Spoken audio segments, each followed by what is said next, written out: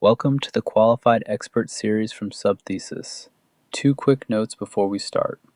First, the disclaimer that travels with every video in this series. This course is education about the expert determination pathway, not a certification, and nothing here is legal advice. No course, including this one, makes anyone a qualified expert. Second, this series works best in order, because each video builds on the language and the methods of the ones before it. If you find this valuable, subscribe so the next module reaches you, and visit subthesis.com for the rest of what we publish. Now let us get into the regulation itself, because today we read the switch that turns protected health information into free data. Here is a fact that surprises almost everyone who works with health data. One short section of the HIPAA Privacy Rule decides whether a dataset is regulated, protected health information, with every restriction that carries, or completely free data that can be shared, sold, and published with no HIPAA rules attached at all. There is no middle setting. The switch is 45 CFR, section 164.514, and everything a qualified expert does professionally happens inside it. This is the longest foundation video in the course, and it earns the length. We will scope what protected health information even is, including the 4 exclusions most analysts have never read. We will parse the standard into its 2 prongs and find the one that experts serve. We will run the safe harbor checklist end to end, including the parts that quietly turn back into judgment calls, and we will run it against a real 10-row table so you can see exactly what survives. Then we will separate de-identification from the 3 lookalikes that cause most compliance failures in practice. By the end, you will know exactly where the legal line sits, because your entire future practice consists of moving data across that line, defensively, in writing. 4 objectives for this session. First, you will be able to state the de-identification standard in section 164.514, paragraph A, in the regulation's own words and split it into the 2 prongs it actually contains, because those words are the test everything else serves. Second, you will be able to scope a dataset before you analyze it, meaning you will know when information is not protected health information at all, including the 4 exclusions written into the definition itself. Third, you will be able to execute safe harbor and audit someone else's execution of it, which means knowing the 18 categories, knowing whose identifiers they cover, knowing the zip code rule as an actual test rather than a slogan, and knowing what actual knowledge means. And fourth, you will be able to classify any client data set into one of 5 products: protected health information, a limited data set, safe harbor output, expert determined data, or aggregate data, and state the contract consequence of each answer. These 4 skills are the foundation for every video that follows. Before you analyze risk in a dataset, ask whether the dataset is even in scope, because the definition of protected health information in section 160.103 carves out 4 categories outright. Read them as 4 scoping questions. Question 1. Are these education records covered by the Family Educational Rights and Privacy Act, FERPA, at 20 U.S.C. section 1232G? A school nurse's immunization log inside a student file is often a FERPA education record, not protected health information, and the wrong statute produces the wrong analysis. Question 2. Are these the treatment records described at 20 U.S.C. section 1232G, subsection A, paragraph 4, subparagraph B, clause 4? Those are records made by a physician or psychologist about a student over 18, used only in connection with treatment, and they sit outside both FERPA education records and outside protected health information. Campus counseling data lands here constantly. Question 3. Are these employment records held by a covered entity in its role as employer? This one catches practitioners every year. A hospital is a covered entity, but the occupational health file on its own nurse, the drug screen, the fitness for duty exam, is an employment record in the employer role, not protected health information. Same building, same organization, different hat. Question 4. Do these records concern a person who has been deceased for more than 50 years? Historical and genealogical health research often clears the line for that reason alone. Now the professional warning.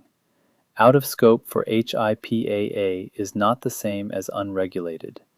FERPA, state health privacy statutes, common law confidentiality, and institutional review board policy can all still apply, and Module 8 takes the state law overlay in detail. Your job on this slide is narrower, and it comes first. Establish which statute governs before you spend a single hour on risk. Now the standard itself, built from the definitions underneath it. Section 160.103 says, individually identifiable health information is health information, including demographic information, that is created or received by a provider, health plan, employer, or clearinghouse that relates to a person's health, care, or payment for care, and that either identifies the person or gives a reasonable basis to believe it can be used to identify the person. Protected health information is that same information when a covered entity or a business associate holds or transmits it. Then Section 164.514, paragraph A, health information that does not identify an individual and with respect to which there is no reasonable basis to believe that the information can be used to identify an individual is not individually identifiable health information. Read the word "and." That is a conjunction, and it means the standard has two prongs joined by a logical "and." Prong 1 is direct identification. Does anything in this file name a person, a medical record number, a face, a fingerprint? Prong 1 is mechanical, and honestly, the easy half. Prong 2 is inferential. Even with nothing that names anyone, is there a reasonable basis to believe the information can be used to identify somebody? By combining it, by linking it, by recognizing it. Prong 2 is where every interesting question in this profession lives, because it does not ask about the file in isolation. It asks about the file plus the world. Notice what the standard does not do. It does not demand zero risk. It does not list a single field. It sets a judgment threshold, no reasonable basis to believe. That is why the profession exists at all.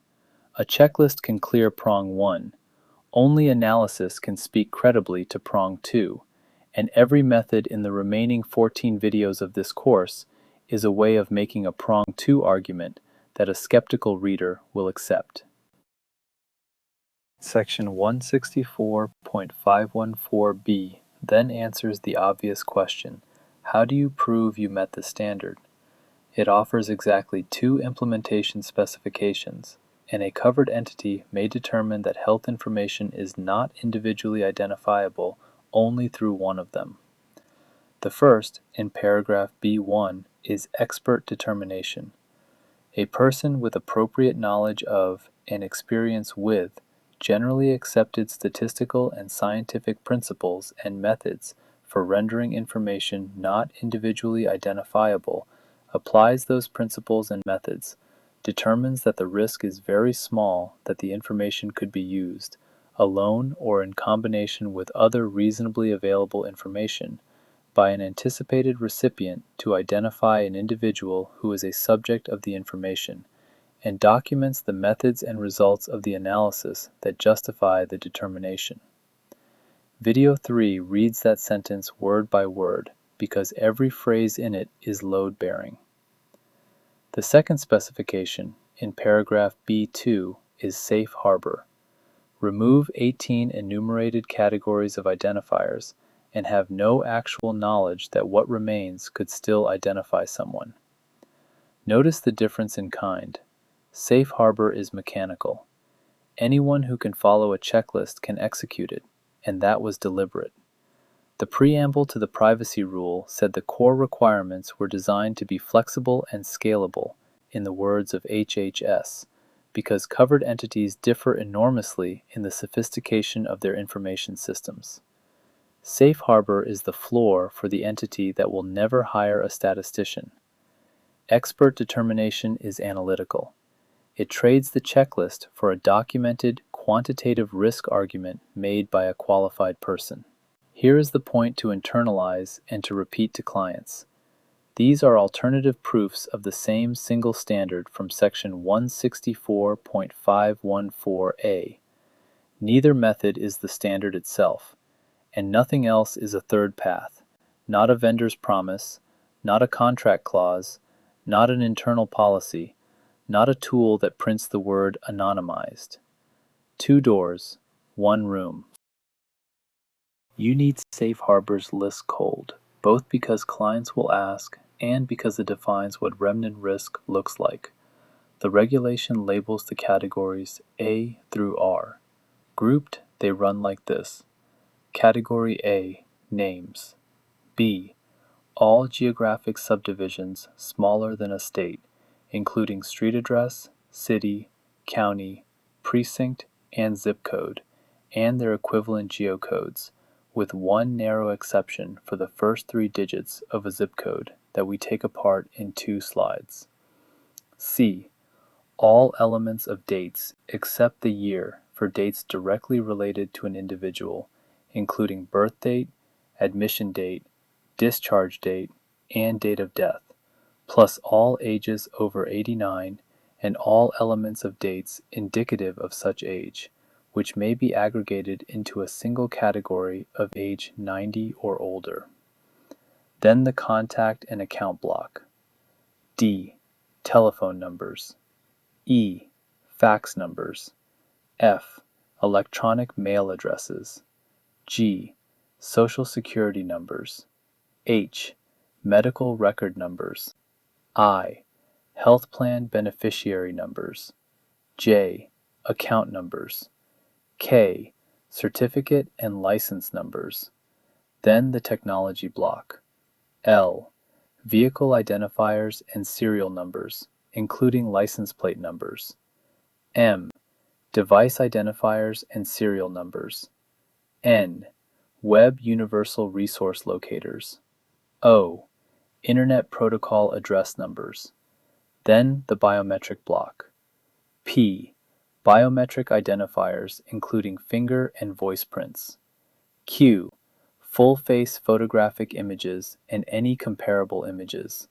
And finally, R, the catch-all, any other unique identifying number, characteristic, or code, except as permitted by paragraph C of this section. 2 working habits. First, learn the letters, not just the count, because a determination report that says we removed category C is precise, and a report that says we removed dates is not. Second, notice that the list has a shape. Categories A through Q are things you can search for in a schema. Category R is not. Category R asks what else in this file happens to be unique, and no schema scan answers that. Here's the single most overlooked sentence in the entire safe harbor specification, and it is not one of the 18 categories. It is the chapeau, the introductory clause that sits above them. Section 164.514b2 says the following identifiers of the individual or of relatives, employers, or household members of the individual are removed. Read that again. The 18 categories do not apply only to the patient. They apply to the patient's relatives, to the patient's employers, and to the patient's household members. Now think about where real data pipelines silently fail. Emergency contact fields.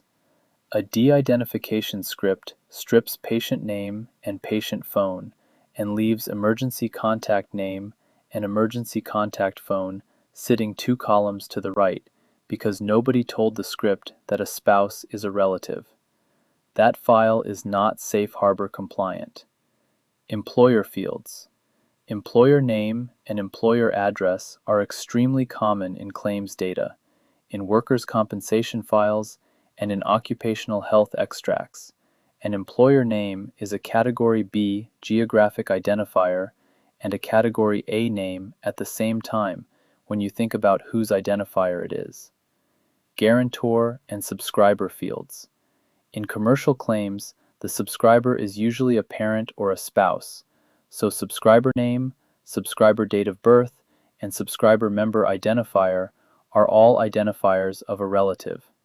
Family history dates. A field that records mother deceased in March of 2019 is an element of a date directly related to a relative. Household composition.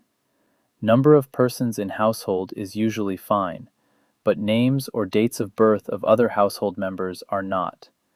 The practical instruction is simple, and it belongs in every intake checklist you ever write. Do not scan the schema asking which columns identify the patient.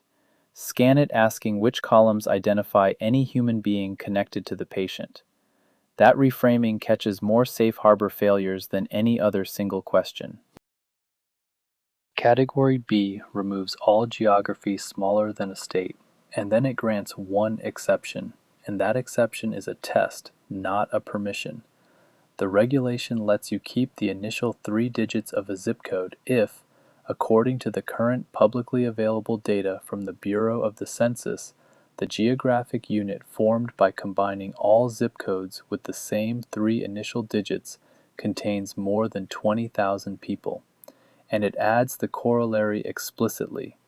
The initial 3 digits of a zip code for all such geographic units containing 20,000 or fewer people is changed to 000.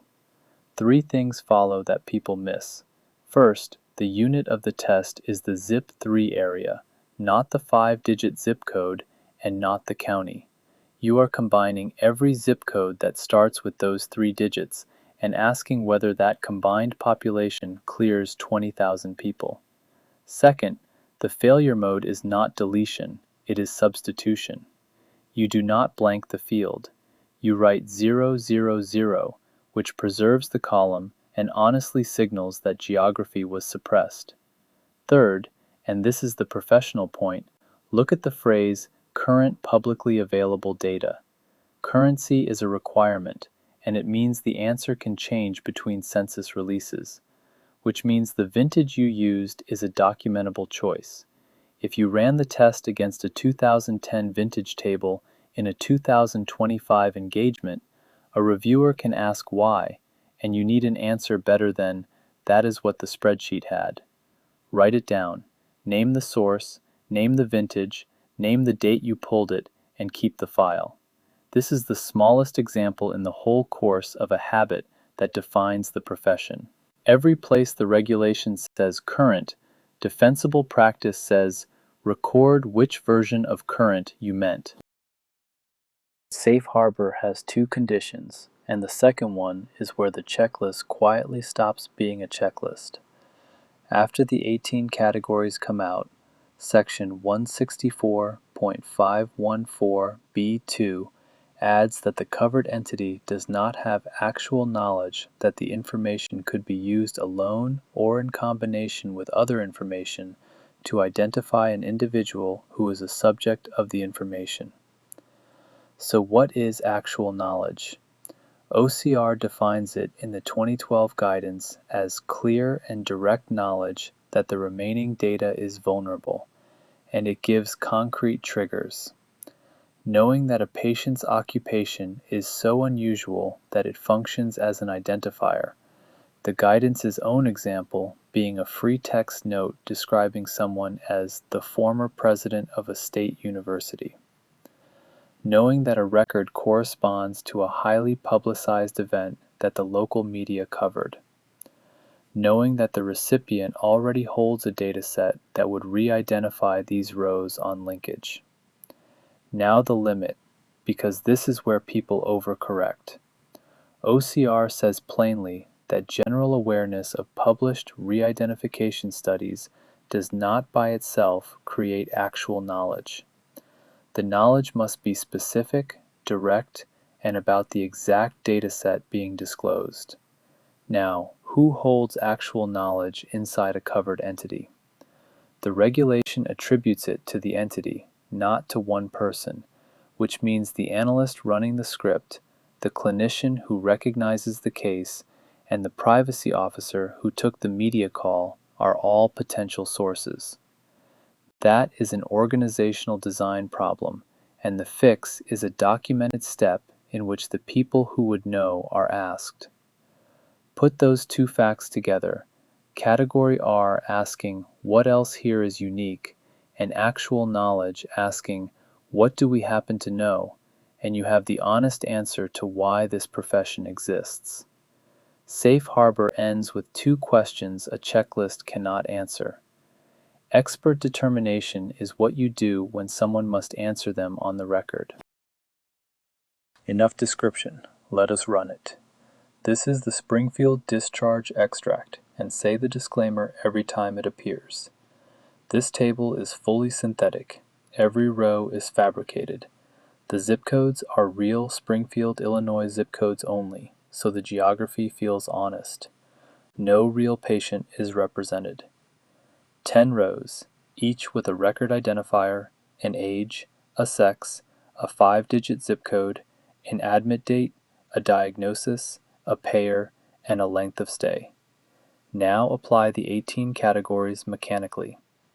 Category C takes every admit date, all 10, gone to the year 2025, which is all Safe Harbor permits.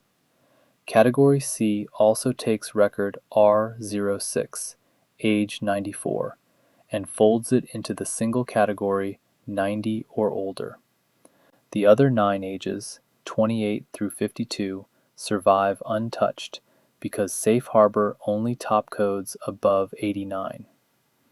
Category B takes the last 2 digits of every zip code, 62701 through 62704, all collapse to 627, and those 3 digits may stay because the zip3 area for 627 clears the 20,000 person test. Category R points at the identifier column, R01 through R10. Here it is a random record number, not anything derived from a medical record number, and Video 3 explains the carve-out that lets such a code survive.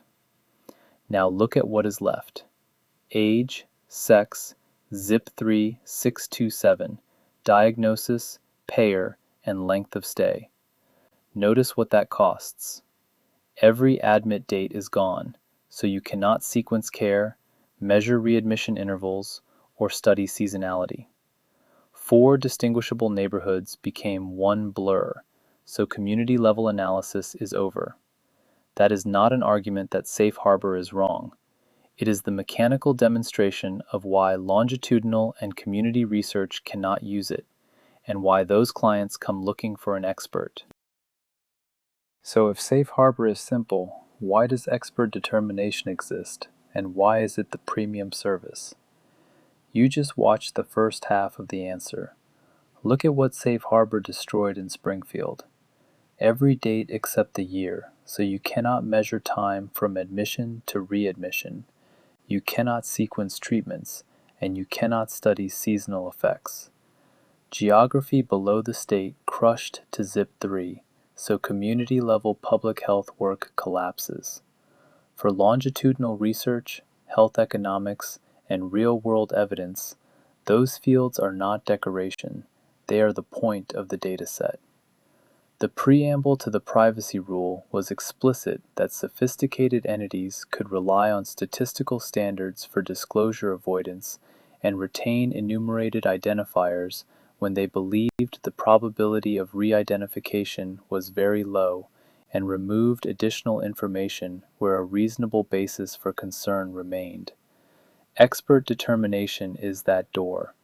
It lets a documented analysis keep exact dates, finer geography, or rare attributes when, and only when, a qualified person demonstrates the risk remains very small in that specific context for that specific recipient. Now the second half of the answer, and it is the half clients find surprising. Safe harbor is not automatically safe. A dataset can pass the checklist and still carry real risk in rare combinations of what remains. A 90 or older woman in a small zip-3 area with a rare diagnosis, for instance. Safe harbor never asks how risky the survivors are. It only asks whether the listed categories left the building. An expert determination measures the actual risk instead of assuming it away, which means a tailored analysis can be simultaneously more protective and more useful than the checklist. Hold both halves together, because that pairing is your value proposition. You are not selling permission to keep more fields. You are selling a measurement, and the measurement is what lets a client keep more fields honestly. One more concept, because confusing it with de-identification causes real compliance failures every year. Section 164.514E creates the limited dataset. It removes 16 categories of direct identifiers, names, medical record numbers, social security numbers, contact information, and similar fields, but it deliberately keeps full elemental dates, and it keeps geography down to city, state, and zip code. That is the whole design. It exists precisely because researchers need the fields Safe Harbor destroys. Because those distinguishing fields remain, the risk of identification is not very small, and the rule draws the honest conclusion. A limited dataset is still protected health information. It never exits HIPAA. It may be used or disclosed only for research, public health, or healthcare operations, and only under a signed data use agreement in which the recipient establishes permitted uses, agrees to safeguard the data, and promises not to re-identify or contact the individuals. Now hold the products side by side because clients blur them constantly. De-identified data, by either method, is outside HIPAA, needs no agreement, and can go anywhere. A limited dataset is regulated protected health information on a leash, useful when a research partner genuinely needs dates and geography and will sign the agreement. And here is the connection that makes this slide worth its time. A limited dataset is very often the input to an expert determination. A client hands you a file, tells you it is de-identified, and what they mean is that someone ran the limited dataset script. Your first professional act is to notice that dates and zip codes are still there, which means it is still protected health information, which means you need a business associate agreement before you touch it, and which means the entire risk analysis is still ahead of you rather than behind you. Now the lookalike that causes the most arguments because it arrives wrapped in confident engineering language. Pseudonymization means replacing identifiers with substitute values. It is a real technique. It is named in European data protection law, and under HIPAA, it is not a legal status at all. There is no pseudonymization pathway in Section 164.514. There are two methods, and this is not one of them. Pseudonymized data is always something else, and there are two distinct failure modes you need to be able to diagnose on a phone call. Failure mode 1, derived pseudonyms. The engineer hashed the medical record number, or truncated the social security number, or concatenated initials with a birth year. HHS has consistently read the phrase derived from strictly, and a value produced by transforming an identifier is treated as an identifying element regardless of how mathematically irreversible the transformation is. The dataset remains fully regulated protected health information, wearing a costume. Video 3 takes that paradox apart properly, including where the expert pathway offers a narrow escape the checklist world does not. Failure mode 2 is subtler and far more common, and it survives even when the pseudonym is genuinely random. Suppose the identifier column is a randomly generated number held in a secure lookup table, perfectly non-derived. If that file still carries dates of service and zip codes, and nobody performed a statistical analysis, it qualifies at best as a limited dataset. It stays inside HIPAA, and it needs a data use agreement. Replacing the name never addressed the quasi-identifiers, and the quasi-identifiers are where the risk actually lived. So when a client says the data is pseudonymized, you have learned exactly one thing, that the direct identifier column changed. You have learned nothing about legal status. Ask 2 questions instead. Was the code derived from anything about the person, and what else is still sitting in the file? Here's the asymmetry that defines how you will be contracted for the rest of your career.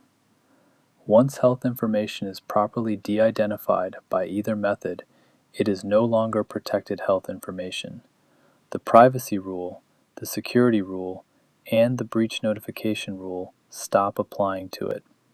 Sharing it needs no patient authorization and no business associate agreement with the recipient.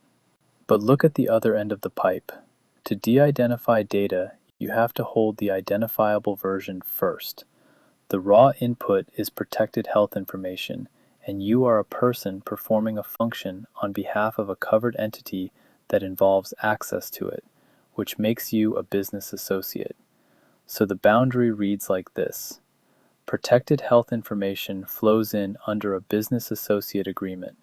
Non-protected health information flows out under nothing. The agreement governs the process. It never governs the product.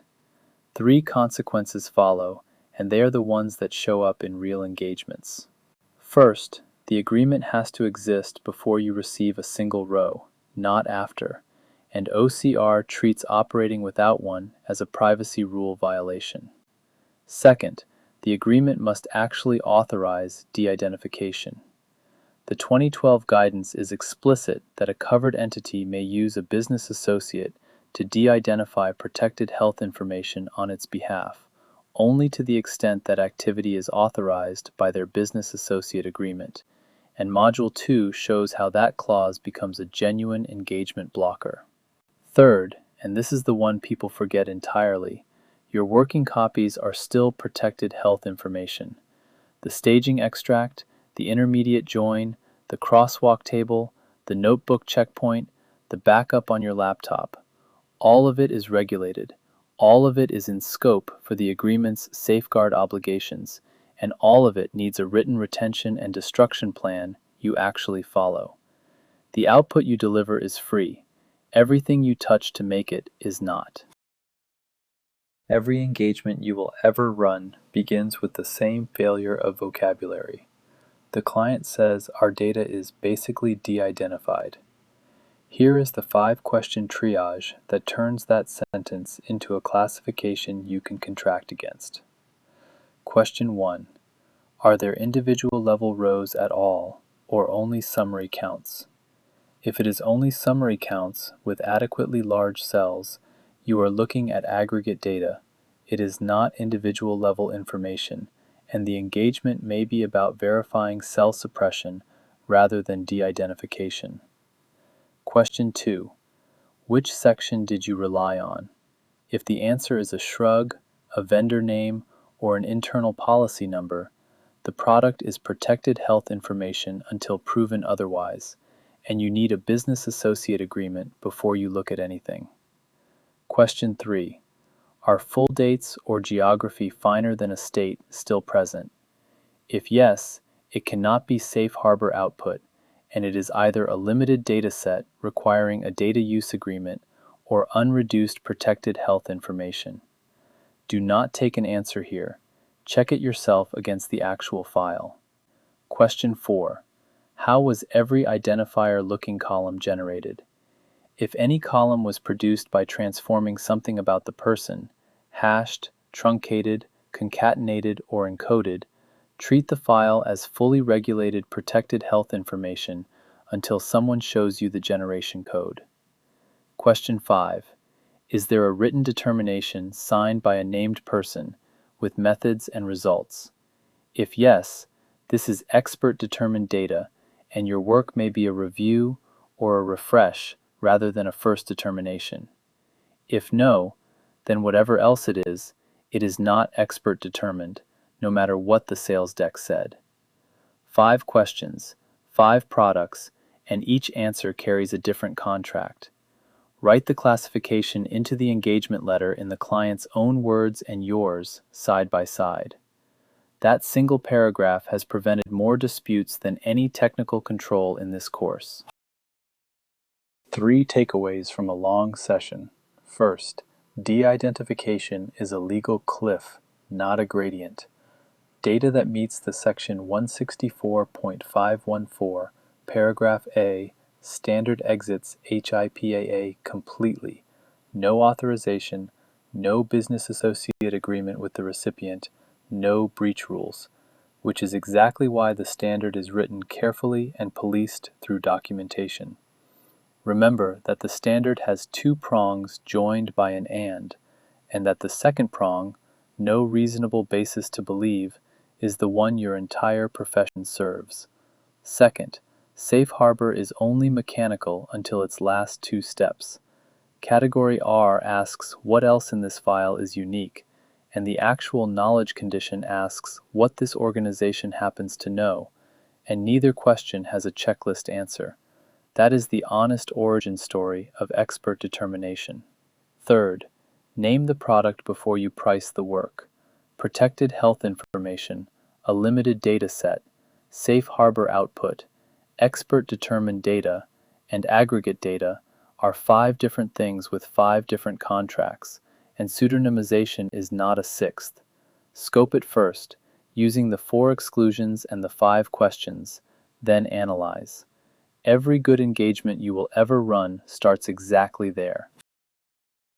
Next, in Module 1, we slow down and read the expert determination rule itself, word by word, including the re-identification code paradox this video kept pointing at. Subscribe so you do not miss it, and find the full course roadmap at subthesis.com.